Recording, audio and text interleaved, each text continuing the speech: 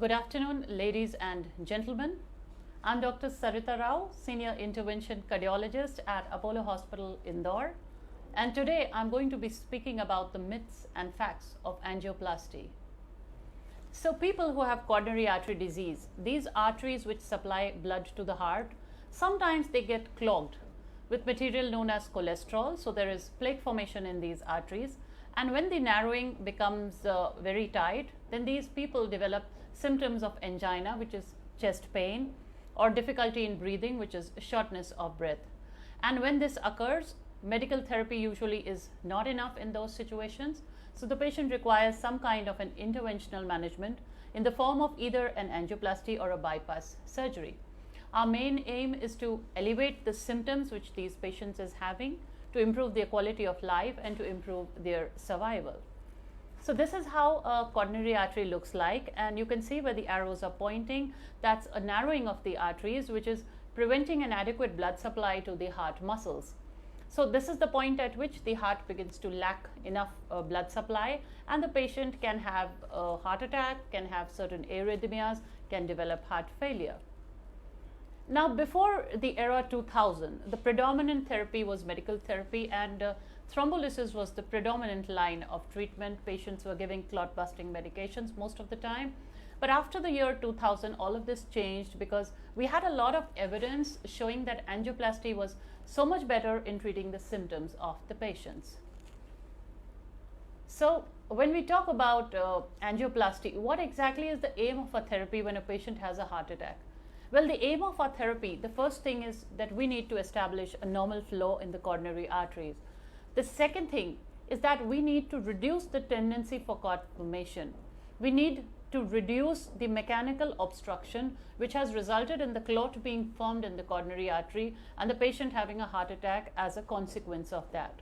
So that is the aim of our therapy. Now, the bottom line about a medical management is that thrombolysis, yes, it was the dominant reperfusion therapy earlier also, and even now, because India is a country of varying economic diversities, thrombolysis is still used a lot. But the problem is that it achieves a TB3 flow, that is a normal flow in the arteries, in only about 50% of the patients. So what happens to the rest of the 50% is that 30% of them, within the first 1 week, they end up having a heart attack all over again. And many times this is silent, so patients don't really find out what's going on inside their body. So the requirement for revascularization by an angiography and angioplasty is almost 70% in all of these patients who were initially treated by only medical therapy. So that is a problem. Now, what is angioplasty? Well, angioplasty means a percutaneous coronary intervention, also called as a PCI. It's basically a procedure in which we take a flexible catheter inside the body, and then through that we put in a wire into the affected vessel, we balloon the segment which is affected, and then we put in a small metal mesh which is called a stent. And this helps to keep the artery absolutely open and restore a normal blood supply to the heart. So this is how it looks like. You can see in the slide that these are expandable metal mesh tubes that buttress the dilated segment and they limit the restenosis. Now, drug-eluting stents which are now available, they further reduce the cellular proliferation in response to the injury of dilatation. Now, why do I need stenting? Well, because the people who have narrowed arteries, they develop recurrent anginal episodes, heart failure, and the demand of the heart is not met. So these patients develop unstable angina, and sometimes they end up in an acute coronary syndrome in the form of either a STEMI or a non-STEMI. So these people will require an immediate evaluation, and they need to have a procedure, otherwise they can end up in a hospital with heart failure or a sudden cardiac death.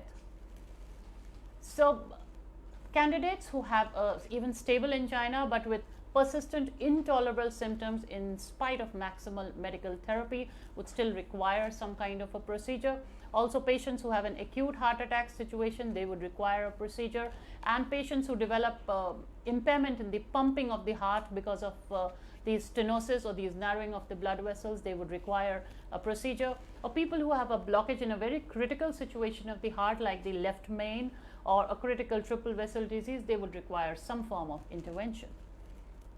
So the benefits of an angioplasty that it improves the symptoms of the patients, it improves the exercise capacity, it also improves the mortality and reduces readmissions. And how simple is it to prepare for an angioplasty? It's actually very simple, because you would need some blood tests and ECG, and then the patient would go in for an angiography, which takes about 5 minutes in most places. And patients are usually told not to eat or drink anything, say about 4 to 6 hours before the procedure. So this is how an angioplasty occurs. Nowadays we do it more through the hand, because now we're adapting more to radial procedures. So most of the patient undergo a small prick in the radial artery, and then through that we reach the heart. In most cases it can be done immediately following the angiography. Now, a lot of questions are frequently asked to us cardiologists whenever we explain about angioplasty to our patients, and of course the first would always be, what is an angioplasty, which I have just elucidated about. And a lot of people ask that how does my doctor decide, or how do you decide per se that I require an angioplasty? So we normally say that if you have a large coronary artery in a proximal or a mid segment which has more than a 70% stenosis, and it is supplying a significant area of viable myocardium, that is viable heart muscle, then we would require to do your angioplasty. Also frequently asked to us cardiologists is, doctor, I have multiple blockages, so can you treat this with angioplasty? Yes, it's very much possible now, because triple vessel stenting is an accepted modality of therapy, and yes, we can treat multiple blockages by this angioplasty method. And are there any risks associated with angioplasty? Yes. Any invasive procedure per se, when you go in for it, it comes with a risk, but the risk in an angioplasty is actually very little. So it's to the tune of 0.1 to 1%, which would include risk like bleeding from the site that we go in, or sometimes a dissection, or sometimes some clotting complications like stent thrombosis which can occur. All of these risk of complications is less than 1%. And actually, if you don't go for a procedure, you've had a heart attack, then the risk is so much more. So it's a risk versus benefit ratio is extremely high in terms of the benefit which the patients accrue from this procedure as compared to the risk, which is minimal. Also asked to us very frequently is that I'm going in for an angioplasty, you know, doctor, you've recommended as angioplasty. Does that mean that you're always going to put in a stent? Well, that's not true, because a lot of our patients, especially the patients who are younger, the patients who are smokers, and when they come in with a heart attack, when we go inside, what we find is a large burden of clot in these arteries. And sometimes we just need to do a thrombosuction, give intracoronary tirofiban, some blood thinning medications, and these patients don't require stent. So every angioplasty does not require a stent insertion. I'm frequently asked, as a cardiologist, people frequently ask me that, doctor, we've heard that, you know, my stent has a lifespan. So am I going to, you know, it's going to get bad and I'm going to require another stent being put in the same place?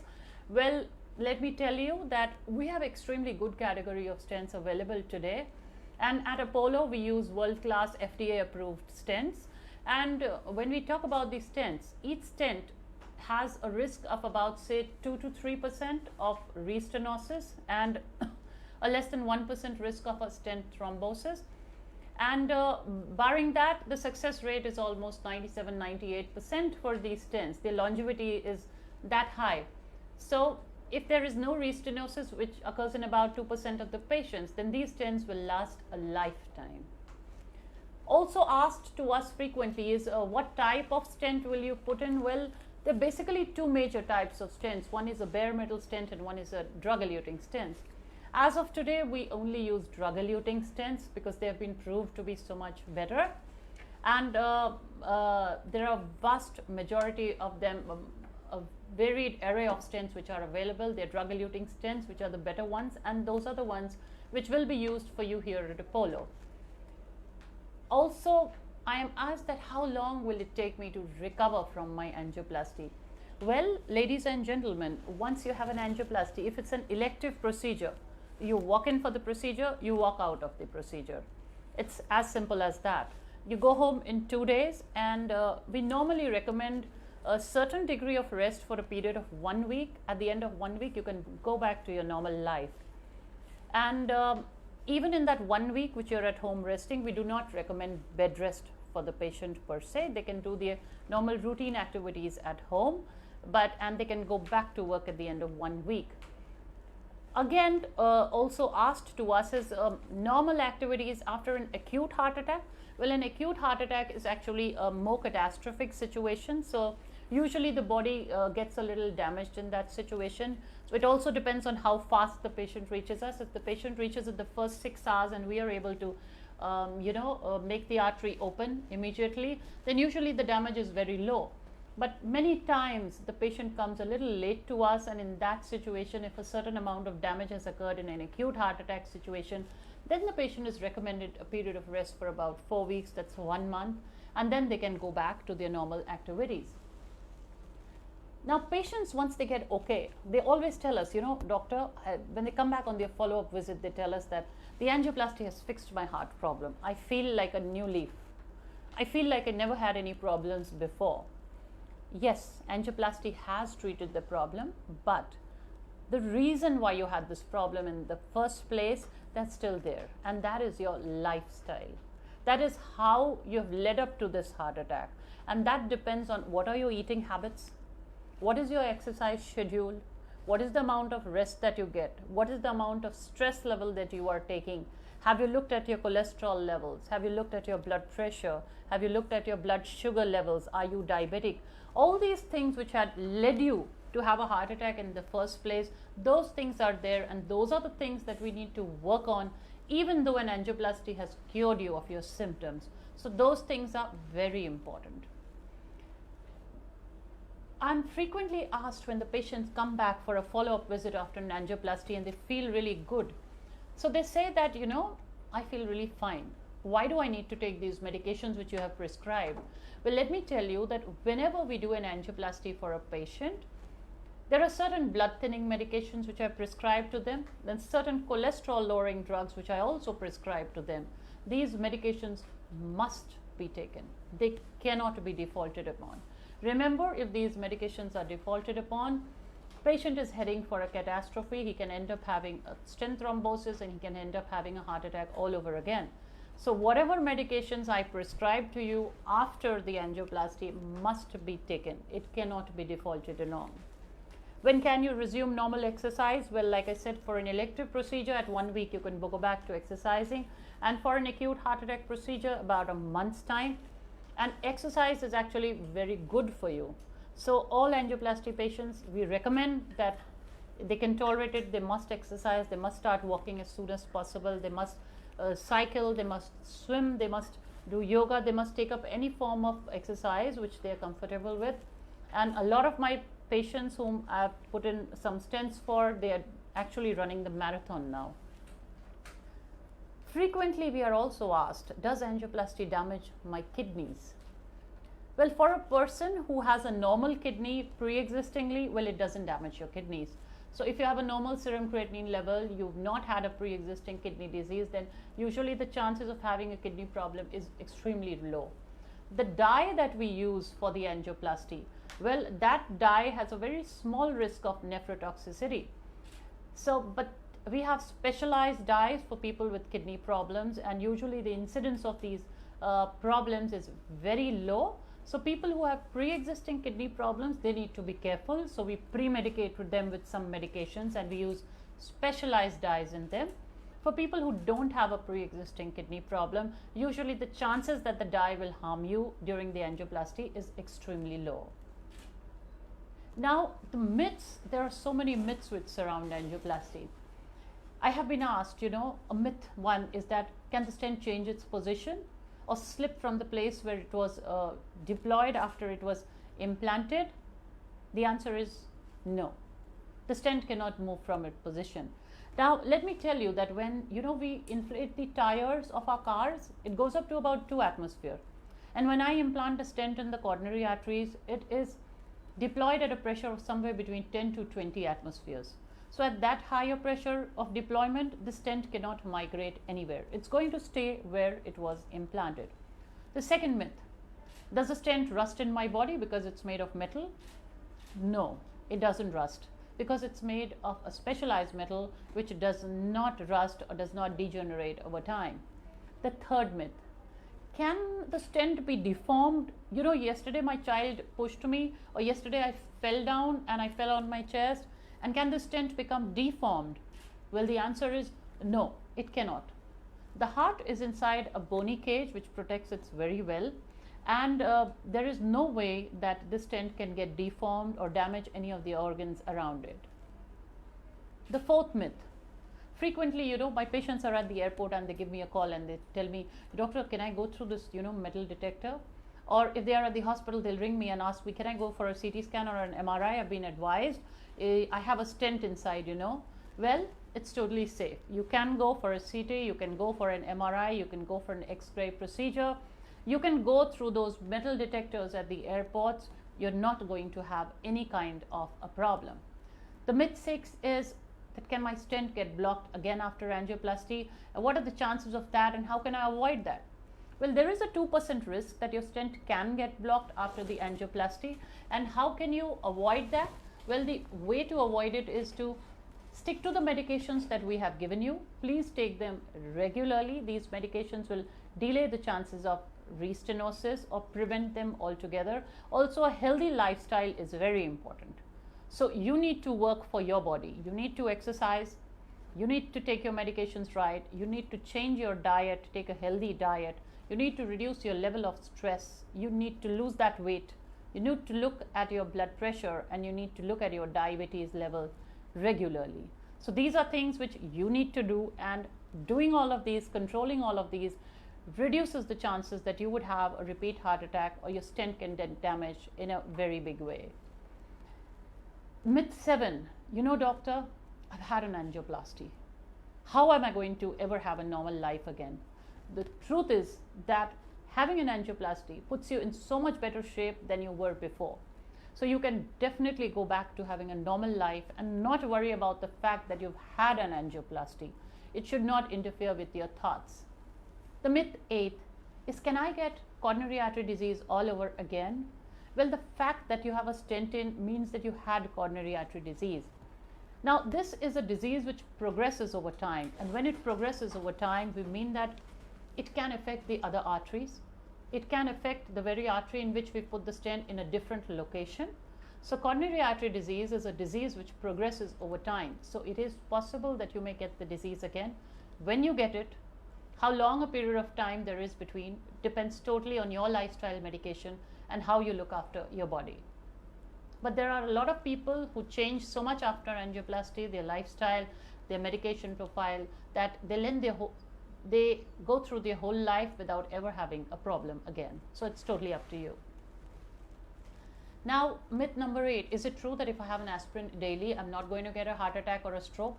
Well, an aspirin a day actually does reduce the chances of heart attack, does reduce the chances of stroke also. But it should have been prescribed by your doctor and for an indication that you require. So if it's prescribed by your doctor, please take it. By all means, it is protective. Myth 10 is that I've had an angioplasty, you know, doctor, and you've taken me to the cath lab, and there was so much of X-ray radiation exposure over there. So has this radiation ended up damaging my body?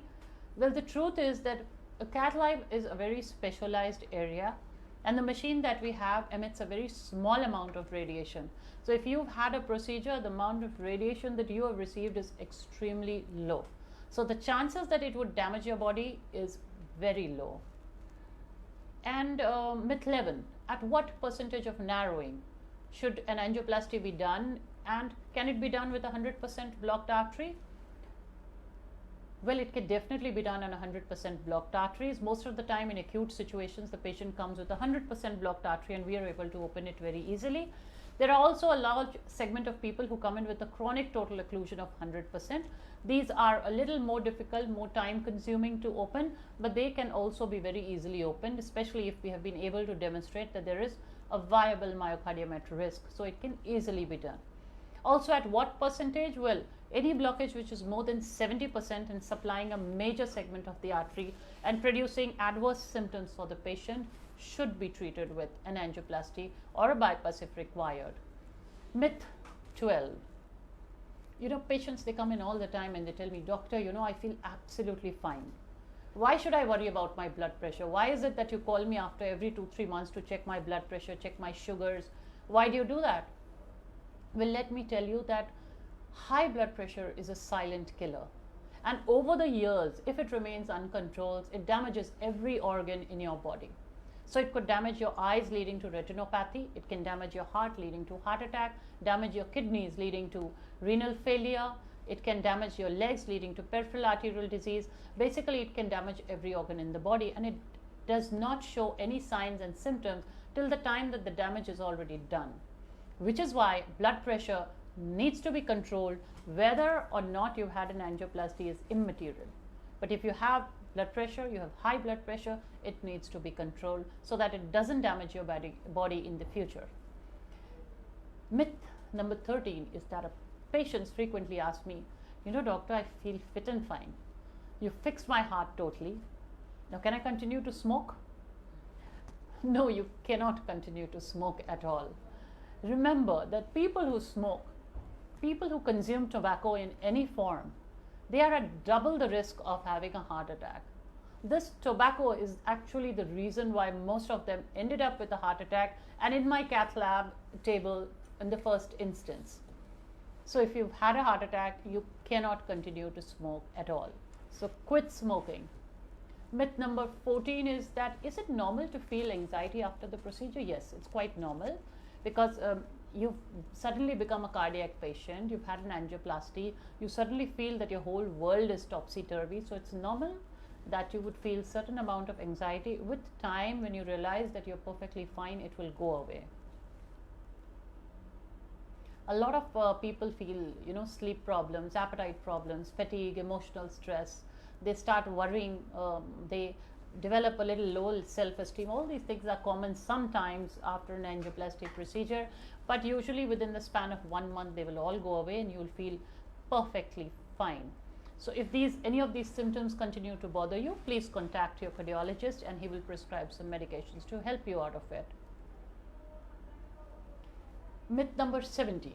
Also, people frequently ask me is that, doctor, can I take alcohol? And how much alcohol can I take? So let me tell you that according to the latest guidelines, first of all, if you don't take alcohol, then please don't continue to, don't start taking it. But if you are already a person who's consuming alcohol, then we say that you can have up to 80 ml in a week. So please don't go beyond that, because just because your doctor said you could have that 80 ml, please don't start taking it on a regular basis or go beyond that. It's not good for you. Myth number 18 is, what kind of diet? Well, we regularly tell people that, there are certain things like ghee, malai, makhan, which you should not have in your diet. Please avoid things which are deep fried. Please avoid processed foods, because they are very high in fats, and the cholesterol which builds up, that's basically fat. So we want to avoid people having processed foods, avoid people having food which is rich in fats. What you should have is green leafy vegetables, a lot of fruits. Take uncooked food like sprouts. All of these things are good for you. And if you're a non-vegetarian, then we recommend that you have fish, because fish is rich in omega-3 fatty acids and actually good for you. So what kind of exercise can you do? You can go back to exercising. The simplest exercise which everyone can do everywhere is walking. So walking is the easiest exercise which you can do, and does not require any specialized equipment. Also, along with walking, you can do cycling, you can do running, you can do swimming if you have the facility. What we don't want people to do is isometric exercise like lifting weights. All those things we don't want people to do. And yes, if you are a proponent of yoga, you may do that too. Now, there is a major concern in India. Like I said, India is a country of varying economic diversities, and we don't really have a very organized healthcare system, in the sense that not everybody is provided for, not everybody has a medical insurance. So the first thing which people say is that an angioplasty, it's too expensive. Now let me tell you the truth about that. This is the total cumulative cost during the first year in a study. in the United States, and they looked at how much does an angioplasty cost versus a patient who's on medical management. And they found that at the end of 1 year, they both ended up paying the same amount of money. And in the UK PACES in-hospital cost study, this was done in UK, and when they looked at the cost for people who had an angioplasty in the first instance and for people who did not, they had medical therapy, what did they find? That the people who went in for only medical therapy, they ended up paying more money. And why was that? Because the people who have an angioplasty in the first instance, they pay the money, they go back home, they don't require readmissions. They don't have loss of working days because they are not feeling well. But the people who have been thrombolized initially, they recurrently get hospitalized because the problem hasn't been fixed. The second thing is that in their index admission also, they end up paying a lot for the thrombolytic agents, which usually cost somewhere between 30 to 40,000, and then they would remain in hospital for another 5 days, whereas an angioplasty patient goes home in 2 days stat. The other thing is that these patients, they require recurrent admissions because their problem has not been fixed. They have loss of work days. So the people who do not have an angioplasty, when they require it, they end up paying so much more money at the end of 1 year. So to summarize, I would say that an angioplasty actually reduces the mortality, the reinfarction, and the heart failure. When you thrombolize a patient, you give a clot busting medication. It does not actually address the stenosis. The stenosis is still there. It only dissolves the clot. And most people who are now thrombolized, they thankfully undergo through the procedure in the same admission. But 70% of patients who have not undergone a procedure in their index admission, they actually have to come back. And within 1 year, we find that they have undergone a procedure when they should have undergone it in the first instance actually. So let us deliver the best treatment at the right time. Ladies and gentlemen, thank you so much, and I hope it answers all your questions about an angioplasty procedure. So now I will take questions from the audience, and Mimoha, do we have some questions pouring in? Yes, ma'am. Ma'am, there is a question from Mr. Saurabh Srivastav. He is from Indore, and he wants to ask that do I have to take a complete bed rest when I got discharged from hospital after angioplasty procedure? So Saurabh, good that you asked me that question, and no, you do not require a complete bed rest. So we say that when you are discharged after an angioplasty procedure, if it was an elective procedure that you underwent, then complete bed rest is absolutely not required. You can sit, you can watch TV, you can talk on the mobile, talk to your family, friends, you can walk around a little bit in your own house, you can do your daily activities like bathing, sitting on the table, all the things that you would normally do at home. But yes, we recommend that for a week you stay at home. Please don't, go out too much or anything, but you don't require absolute bed rest. So ma'am, if a patient feels better after angioplasty, do they have to stay or do they have to take the heart medications? So if a patient feels better after angioplasty, it's because we fixed that stenosis in your heart. And so most of the times we've implanted a stent, and the medications are essential to keep your stent okay. So yes, you must continue to take your medication because that has multiple purposes. One, it keeps your stent okay. The second thing is that it prevents a blockage occurring in any of the other arteries of the heart. The third thing is, along with that, we have also given you cholesterol lowering medication which reduce the tendency for these plaque formation and clot formation. The fourth thing is that these medications are also controlling your blood pressure and your sugar levels. So yes, we definitely require you to continue taking your medication. Thank you, ma'am. Ma'am, Mr. Suraj Sharma from Bhubaneswar, he wants to ask, angioplasty procedure and stent, can they fix my heart problems? Yes, absolutely, Mr. Suraj. So if you have a coronary artery disease and you have blockages in your heart, an angioplasty procedure can definitely cure your heart problems. Ma'am, is there any particular health package for angioplasty patients? Yes, we do have multiple health packages for our angioplasty patients. So that would depend on which category you wish to get admitted in. So you can have a general ward category, a semi-private, or a single room or a deluxe room category. And each of these categories has got a fixed package. So we have packages for all strata of people, all kinds of economic diversities. and we have fixed packages for that. And in Apollo, the important thing is that if we have committed to you that we are going to do it in this package, then most of the time, 99% of the time, it's going to get done in that. So, madam, do a patient needs to come for a regular health checkup after the angioplasty procedure done? Yes. So we have a particular schedule of calling people in after an angioplasty procedure.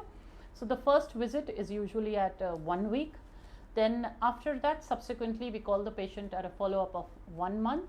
And then after that, usually we call you at 3-4 month intervals just to check that you are okay, and to do some certain tests time to time. And at the end of 1 year follow-up, we do a complete screening to find out if everything is okay. Ma'am, Mr. Shrikant Yash, he wants to ask that, madam, how to know symptoms with triple vessel disease with borderline disease? So the symptoms which you would have, Mr. Yash, right? Yes, Shrikant Yash. Mr. Shrikant Yash. So the symptoms which you have of heart disease are, first of all, the most common symptom which everybody knows about is chest pain. Now, the important thing about pain is that it can be anywhere from this level to the level of the diaphragm. Now, if you have pain in the jaw, pain in the neck, pain in the shoulder, it could be right, left, anything, pain at the center of the chest, right chest, left chest, pain in any of the hands, pain in the back, any of these pain, it can be a cardiac symptoms. Now, along with pain, we also have other symptoms like breathing difficulty, especially if the patient is a diabetic, they don't complain of pain. Now, India is the diabetes capital of the world. The maximum diabetics are here, and they don't come in with pain. They come in with shortness of breath, difficulty in breathing. That's what they complain of. Also, along with that, other symptoms of angina is that people would complain of sudden perspiration, a sudden ghabrahat, a sudden palpitation, sometimes dizziness, sometimes a fainting spell. All of these are symptoms of heart disease. So if you're suffering from any of these symptoms, you need to come in immediately to the hospital so that we can check you up. Thank you, ma'am.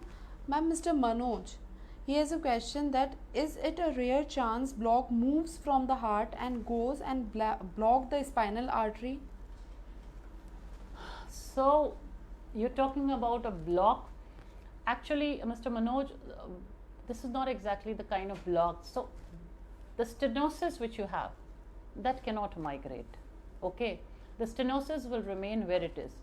But the clot which you have, it has sometimes been seen that the clot in the coronary arteries can move from the heart vessels and go and migrate to other vessels in different places in the body.